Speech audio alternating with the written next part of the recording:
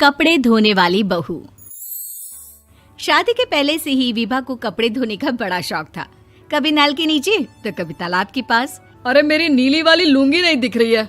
विभा की अम्मा, कहाँ रखी है लुंगी? अरे वो तो विभा ने परसों ही धोकर रखी थी आपकी अलमारी में, देखो वहीं होगी। वो ना मैंने आज धो दी, मुझे लगा कि गंदी हो गई होगी। अरे कैसे गंदी हो गई थी? उसे तो मैंने पहना भी नहीं। हे भगवान, इस लड़की के कपड़े धोने की आदत से परेशान हो गया हूँ मैं। जितना तो घर में राशन नहीं आता, उससे कहीं ज्यादा डिटर्जेंट पाउडर का खर्चा है। इसकी शादी करवा दो, शादी जाए अपने घर में ही करे काम, फिर चाहे घर के कपड़े धोने हो या पूरे गांव के। हाँ ठीक बोल रही हूँ, देखता हूँ मैं कोई लड़का। वो दिन भी आ जाता है जब विभा को देखने लड़के वाले आ जाते हैं। लड़की मुझे अच्छी लगी। होने वाली सास कहती है, बेटी अगर कुछ पूछना है तो पूछ लो। वैसे तो हमारी लड़की बहुत ही शर्मीली है, जो बोल दो वो मान लेती है, इसे क्या पूछना होगा। अरे कैसी बात कर रही हो माँ, मुझे इन लोगों के घर रहना है, सवाल तो कई है। हाँ हाँ बेटा, पूछ लो ना, क्या पूछना है। आप लोगों के घर कपड़े कौन धोता है? सास का मुंह बन जाता है। देखो, अगर तुम ये कहना चाहती हो कि तुम्हें कपड़े धोने नहीं आते तो सुन लो, कपड़े मैं ही धोती हूँ, लेकिन तुम्हारे आ जाने के बाद मैं रुमाल तक नहीं धोऊंगी। अरे चुप रहना भाग्यवान, बहू बेचारी घर आई नहीं, उसे डराना शुरू कर दिया।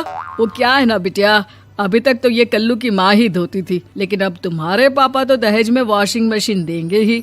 तभी विभा की माँ बोल पड़ती है, सवाल भी पूछा तो क्या। वैसे भाई साहब, मशीन की तो फिर भी कपड़े धोने की कैपेसिटी होती है। मतलब जो बिटिया दे रहे हैं ना विभा, इसे कपड़े धोने का बहुत शौक है। ये आप लोगों के क्या, आस पड़ोस गांव मोहल्ले सबके कपड़े धो दे और उफ तक ना करे। बाहर देखा नहीं आपने कितने कपड़े सूख रहे हैं? सब हमारी बिटिया ने ही तो धोए हैं। बस भी करो ना माँ, शर्म आ रही इतनी तारीफ सुनकर। और तो और एक दाग निकाल कर दिखाओ तो मान जाऊं। हाँ अच्छा, माफ करना बेटा, मैंने गलत समझा।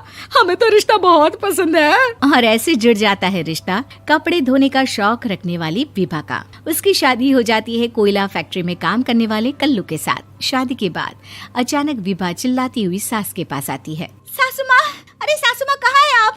ये तो धोखा है, धोखा दिया आप लोगों ने मुझे। इसे ससुर के चक्कर के बारे में पता चल गया। अरे तो उसमें तुझे क्यों धोखा मिला है? अरे नल में पानी नहीं आता, कपड़े कैसे कब धुलेंगे? अच्छा, तू पानी नहीं आ रहा उसकी बात कर रही है। तो आपने क्या सोचा? कुछ नहीं। अच्छा, तेरी माँ ने कहा था कि कपड़े धोने का शौक है तुझे, याद आया मुझे। शौक बोलकर कपड़े धोने वाले मेरे जुनून को कम ना आके सासू माँ, कपड़ा धोना मेरा गुरूर है। तभी पति भी वहाँ आ जाता है। अभी मैंने इसे सनी देओल की फिल्म दिखाई है, उसी के डायलॉग मार रही है माँ। अच्छा सुन, साफ साफ बता रही हूँ, पानी सुबह 4 से 6 और शाम को 10 से 12 आता है, समझी? विभा टाइमिंग सुनकर हैरान हो जाती है। ये क्या भूतों का मोहल्ला है? सुबह 4 बजे उठकर कौन कपड़े धोता है? 4 बजे टंकी में पानी जाता है, फिर सारा दिन धोना ना, किसने मना किया? अरे कैसी बात कर रही हैं? 200 लीटर की टंकी में कितने कपड़े धो लूंगी मैं? सुबह ही उठ जाऊंगी मैं। अब क्या था, विभा सुबह 4 से लेकर रात के 12 बजे तक कपड़े ही धोती रहती। एक रोज सास पड़ोस से निकलकर कहीं जा रही होती है कि साथ वाली कहती है, हाँ कल्लू की माँ, जरा ये बताओ कि 2 साड़ी है, 2 ब्लाउज और एक पेटीकोट और एक नाड़े वाला लंबा कच्छा। हाँ तो? अरे तो क्या, कितना लोगी धुलाई ये बताओ। धोबन दिख रहे हैं हम क्या? हमारे पति सरकारी नौकरी से अभी रिटायर हुए हैं और बेटा सुपरवाइजर है कोयला फैक्ट्री में। धोबन समझ रखा है हमें? हाय रे कल्लू की अम्मा, माफ कर दो, वो तो मोहल्ले में यही सब बता रहे थे कि तुमने बहू को कपड़ा धुलवाने के काम में लगा दिया है। सास को पड़ोसन की बात सुनकर गुस्सा आ जाता है। वो घर पहुंचती है जहां घर के बाहर ही इतने सारे कपड़े सूख रहे होते हैं जितने कि किसी धोबन के घर पर। अरे ओ कल्लू की दुल्हन, बाहर निकल। माँ जी यहीं आ जाओ, बाथरूम में चादर धो रहे हैं हम। अरे अभी हम धोते हैं, तुमको बाहर निकलो। ये आस पड़ोस वाले बोल रहे हैं कि हम बहू से कपड़े धुलवा कर उसे कपड़ा धोने वाली बना दिए हैं। अरे छोड़ो ना माँ जी, किन लोगों की बातों में आती हो?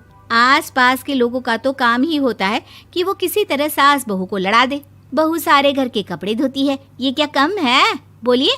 सास को भी लग जाता है कि वो बहू का ये सनकीपन नहीं छुड़वा सकती, इससे अच्छा है कि खुद ही चुप हो जाए।